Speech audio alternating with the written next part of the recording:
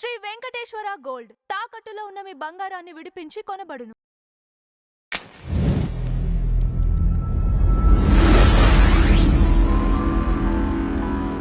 పిల్లలకంటే మీరు చెప్పినట్లు వాళ్ళపైన అత్యాచారాలు జరుగుతుంటాయి. వాళ్ళని తీసుకెళ్ళిపోతుంటారు. లేదంటే వాళ్ళు వాళ్ళ మతాన్ని పెంచి పోషించడానికి వాడుతుంటారు. మగ పిల్లల పైన ఎటువంటి దారుణాలుంటాయి? అది ఇప్పుడు ఇప్పుడు మీరు చెప్పాను చెప్పింది కదమ్మా! ఒక ఇది ఒకటి. ఇన్సిడెంట్. అదే కాకుండా రకరకాలు. ఇంకా అంటే ఇప్పుడు ఫర్ ఎగ్జాంపుల్ ఒక ఒక ఆడపిల్ల ఉన్నది. తన్ని రాత్రిపూట వాళ్ళ నాన్నగారి మీద భుజాల మీద పడుకొనున్న ఆడపిల్లని తీసుకెళ్ళి 11 ఏళ్ల ఆడపిల్ల. తీసుకెళ్ళి 2.5 నెలలు తనని హింసించి ఊరు ముందు పడేశారు. ఎందుకంటే వాళ్ళ నాన్న ఒక యాక్టివిస్ట్.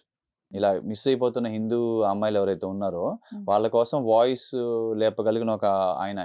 అలాంటిది ఏం చేశారంటే వాళ్ళు ఆ పిల్ల 11 ఏళ్ళు వచ్చి తను మెచ్యూర్ అయ్యే రోజు వరకు వెయిట్ చేసి, తను మెచ్యూర్ అయిన రోజు సాయంత్రం పూట తనని తీసుకెళ్ళి అతనికి ఒక మెసేజ్ ఇవ్వడం కోసం అని చెప్పి ఆడపిల్లని తీసుకెళ్లారు. అర్థమైందమ్మా? సో ఒక తండ్రిగా ఆయన నెక్స్ట్ రోజు పోలీస్ స్టేషన్‌కెళ్తే పోలీస్ స్టేషన్‌లో ఆ పిల్ల నగ్నంగా ఉండటం, ఒక ఫోటో, ఒక వీడియో చూపించి, అంటే తను ఆఫ్‌కోర్స్ మొత్తంగా తను కప్పుకొని ఉండింది. అంటే తన మోకాల్లోకి తను లోపలికెళ్ళిపోయి పక్కనంతా కూడా మగవాళ్ళ కాళ్ళు అన్నీ కనిపించేటట్టు ఒక వీడియో పెట్టి మీకు ఎఫ్ఐఆర్ రాస్తే అక్కడ ఏం పరిస్థితి అవుద్దో మీరు ఆలోచించుకో అని చెప్పి ఆయన చేత ఎఫ్ఐఆర్ రాయకుండా ఆయన్ని బయటికి పంపించి, అర్థమైందమ్మా? సో మనము ఎప్పుడు కూడా ఇప్పుడు మనకి ఎక్కడో చెప్పినట్టు మనకి ఒక కష్టం వస్తే ఒకలా ఉంటది. అదే మనోళ్ళకొస్తే నరకం అన్నట్టు. ఆ నరకాన్ని అనుభవించేది మెన్నే. సో అది కూడా అటు సైడ్ కూడా ఉంటుంది దీంతో పాటు. సో ప్రతి ఇంటి నుంచి వెళ్ళిన ప్రతి ఆడపిల్లకి ఆ తండ్రి, అన్నలు, తమ్ముళ్ళు ఎవరైతే ఉంటారో వాళ్ళు అంతే నరకం వాళ్ళు కూడా చూడటం అనేది జరుగుతదమ్మా. సో అదొక అదే కాకుండా ఇంకా ప్రతి దాంట్లో మనీలో కానివ్వండి, జాబ్స్‌లో కానివ్వండి, ఎక్కడైనా కూడా ప్రతి చోట కూడా వాళ్ళకి డిస్క్రిమినేషన్ అనేది చాలా ఎక్కువ ఉంటుంది. వీరికి జాబ్స్ కూడా వీళ్ళలాగా ఏముండదు. ఓకే. లేదు. ఏదో కరాచీలో ఎక్కడో రిచ్ ఫ్యామిలీస్ ఎవరో 4 ఫ్యామిలీస్ ఉంటారు. ఇప్పుడు ఎలా ఉంటుందంటే అమ్మా, ఇప్పుడు ధోని ఎళ్తారు, మ్యాచ్ ఆడతారు. లేకపోతే అమితాబ్ బచ్చన్ ఏదో పిలుస్తారు, ఎళ్తారు. ఆళ్ళని 5 స్టార్ హోటల్‌లో వాళ్ళకి అద్భుతమైన భోజనాలు పెడతారు, ఫీస్ట్‌లు ఇస్తారు, రాంగాల్నే కేకులు కట్ చేపిస్తారు. సో వాళ్ళొచ్చి అబ్బా! అసలు సేమ్ మన దేశంలాగే ఉందక్కడ. అసలు సేమ్ ప్రేమలు అంతా సేము, అసలు భయంకరంగా ఉందని వాళ్ళు చెప్తారు. వాళ్ళు చెప్పింది అబద్ధం కాదు ఇక్కడ. వాళ్ళకి ఏం చూపించారో అది వాళ్ళు చెప్పారు. అదర్ సైడ్ చూడరు. కానీ వాళ్ళేమన్నా ఎళ్లి ఈ సింధు ప్రావిన్స్‌లోకెళ్ళి మారుమూల గ్రామాలకెళ్ళి హిందూస్‌ని కలుస్తున్నారా? కలవట్లేదు. కానీ వాళ్ళు చెప్పిన ఇమేజ్‌నే మనకొక డోపమైన్ అంటారు. ఒక ఓపియం లాగా, ఒక కొకైన్ లాగా మనకి దాన్ని అంటించి మన ఆ మత్తులో మనల్ని నాశనం చేస్తారు.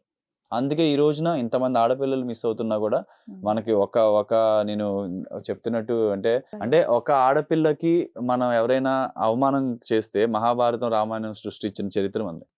అలాంటిది ఇంతమంది ఆడపిల్లలు మిస్సింగ్ అవుతుంటే మనకు కనీసం తెలియకుండా మనం బతికేస్తున్నామంటే మన మోరల్‌గా మనల్ని ఎట్లాంటి మత్తులో వాళ్ళు ఉంచారు అనేది మనం అర్థం చేసుకోవాలి. అలా అని చెప్పి మనమేమి పోరాడే వాళ్ళం కాదు అని చెప్పి నేను చెప్పట్లా. మనం పోరాడినట్టు ఈ ప్రపంచంలో ఎవరు ఎప్పుడు పోరాడలేదు.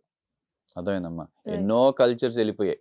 మనం మిడిల్ ఈస్ట్‌లో ఈజిప్ట్ అనేది ఒక ఇస్లామిక్ ఎలా అయింది? అసలు అక్కడ ఎన్ని వేల కల్చర్స్ ఉండేవి. అది మెసొపొటేమియా అనే ఏరియా కంప్లీట్‌గా మారుమోగిపోయింది. యాజ్టెక్స్ అంటారు, ఇంకాస్ అంటారు. వాళ్ళందరూ ఏమైపోయారో తెలీదు. కానీ మనం మాత్రం ఇప్పటికి కూడా మా సైజబుల్ నంబర్‌లో మనం ఇప్పటికీ ఉన్నామంటే మన హిందూస్ ఎంత ఫైటింగ్ స్పిరిట్ ఉన్నోళ్ళనేది మనం అర్థం చేసుకోవాలి. సో అది నేను ఎప్పుడు దాని గురించి అని చెప్పట్లే. మనం వి విల్ కీప్ ఫైటింగ్. ఇక్కడ ఒక చిన్న విషయం చెప్పాలండి. ఇప్పుడు వీళ్ళు ఈ సింధు ప్రావిన్స్‌లో ఉన్న వాళ్ళు ఎవరైతే హిందూస్ ఉన్నారో వీరు కన్వర్షన్ అయితే వీళ్ళ పైన ఇంకా ఈ హింస ఉండదుగా. ఓకే. అయినా సరే మొండిగా ఉంటారు. అదేనంటాను. సో అదే మన వాళ్ళకి అందుకే నేను ఇందాక మీరు హెల్ప్ అన్నప్పుడు కూడా నేను అన్నాను. ఇది అసలుకి హెల్ప్ కాదు. ఇది సేవ. హెల్ప్ అంటే మనం ఏదో చేస్తున్నట్టు. అసలుకి ఈ అదృష్టం మనకు రావడం మన అదృష్టం. వాళ్ళకి సేవ చేసే ఒక భాగ్యం కానీ ఒక ఆపర్చునిటీ మనకు రావడం మన అదృష్టం. ఎందుకంటే వాళ్ళు అంత హింస పడినా కూడా ధర్మాన్ని వదిలిపెట్టని ఒక హిందువు భారత్ వస్తున్నప్పుడు, ఇక్కడ పుట్టిన హిందుత్వాన్ని వాళ్ళు పట్టుకొని భారత్ ఒక తల్లిగా భావించి వస్తున్నప్పుడు వాళ్ళకి అసలుకి వాళ్ళ వైపు చూసినా అది అదృష్టమే. నాకు ఇంకొక విషయం చెప్పండి. ఇక్కడ ఎవరైతే ఉన్నారో ఈ హిందూ ఆడపిల్లలు ఎవరైతే ఉన్నారో వారిని లవ్ జిహాదీ పేర్లతో అటువైపు తీసుకెళ్లే ప్రయత్నం లేదంటే మత మార్పిళ్ళు చేసే ప్రయత్నం జరుగుతున్నాయని ఇక్కడ వింటూనే ఉన్నాము. ఇట్లాంటి కేసెస్ చూసారా మీరు? అక్కడి నుంచి వచ్చిన వాళ్ళు ఇక్కడ మేము ఇండియాలోనే ఉన్నాము, ఇట్లా లవ్ జిహాద్ పేరుతో ఇలా తీసుకెళ్లి మమ్మల్ని ఇలా చేశారు, ఇలా వచ్చాము అని ఏమైనా కేసులు చూసారా? అంటే మన ఇండియన్ హిందూస్ అంటున్నారా? లేకపోతే ఇండియన్ పాకిస్తాన్ నుంచి హిందూస్. వచ్చిన వాళ్ళు అంటున్నారా? Indian yeah Hindus. Of course అమ్మ, నేను చాలా మందిని కలిసాను. ఇప్పుడు కేరళ స్టోరీ అని మూవీ ఏదైతే కేరళ ఫైల్స్ అని ఏదైతే మూవీ వచ్చిందో వాళ్ళందరినీ కూడా యాక్చువల్గా నాకు తెలుసు. ఆయన ఎవరైతే ఆ ఆర్గనైజేషన్ నడుపుతారో వాళ్ళు కూడా నాకు చాలా బాగా తెలుసు. ఓ సో నేను వాళ్ళని కూడా కలవటము అది జరిగింది. బట్ అది నా టాపిక్ కాదు.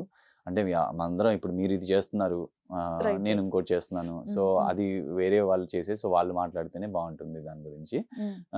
అంతకు మించి నేను శరణార్థుల గురించి అయితే నేను క్లియర్గా ఇన్ఫర్మేషన్ ఇవ్వగలను, ఎందుకంటే నా రీసెర్చ్ దాంట్లో ఉంది. రైట్. ఇప్పుడు పని అది అవుతుంది, అది నిజం, అది వినటం కాదు అది. Correct correct. ఇప్పుడు వీళ్ళకి ఇప్పుడు మీరు తీసుకొస్తున్న వాళ్ళల్లో ఎవరైనా వీళ్ళ ముసుగులో వేరే వాళ్ళు ఉండొచ్చు, లైక్ ఉండొచ్చు ఇస్లాం వాళ్ళు ఉండొచ్చు. ఉండొచ్చు. మరి వాళ్ళని ఎలా ఫేస్ చేయాలంటారు? అంటే ఒకటేమా, మనము ఈ విషయంలో మన భారత యొక్క భద్రతా శక్తిని మనం తక్కువ అంచనా వేయకూడదు. మనం అసలు వీసా ఇచ్చాము అంటేనే ఆల్రెడీ దానికి ఒక చాలా పెద్ద ప్రాసెస్ అది. ఓకే. రెండోది సో ఇప్పుడు దొంగతనంగా రావచ్చు, కానీ లీగల్గా ఒక ముస్లిం హిందూగా రావటం ఆల్మోస్ట్ ఇంపాసిబుల్. దొంగతనంగా ఎల్ఓసి ఏరియాలో గుంటలు తవ్వుకొని రావచ్చు, అవును అది అవును. వేరే పద్ధతి. కానీ వీళ్ళందరూ కూడా వీసా తీసుకొని, ఇండియన్ ఎంబసీ కొట్టిన వీసా తీసుకొని వస్తున్నారు. సో అంటే ఆల్రెడీ చాలా పెద్ద ప్రాసెస్ నడిచింది అది. సో ఇల్లీగల్గా రావటం వేరు, లీగల్గా వచ్చిన వాళ్ళు వేరు, అదొకటి. రెండోది మేము ఫస్ట్ ఆఫ్ ఆల్ మనం ఏం వాళ్ళకి సిటిజన్షిప్ ఇమ్మనట్లా. వాళ్ళకి మనం సిటిజన్షిప్ అనేది ఒక ministry of external affairs, home ministry, చాలా డిపార్ట్మెంట్స్ వాళ్ళందరూ డిసైడ్ అయ్యి ఇవ్వాలి. అది డిమాండ్ చేయటం అసలు అది కరెక్ట్ పద్ధతే కాదు. దాని ప్రాసెస్ తీసుకోవాలి. కానీ ఒక మానవతా దృక్పథంతో మొదటి 6 నెలలు ఏదైతే ఉందో అది వాళ్ళు ఇక్కడికి వచ్చినప్పుడు ఇంత హింసపడి వచ్చినందుకు వాళ్ళకి మానవతా దృక్పథంతో మనం తప్పకుండా చేయాలి అనేది మన కాన్సెప్ట్. ఆ పునరావాసం కల్పించాలి.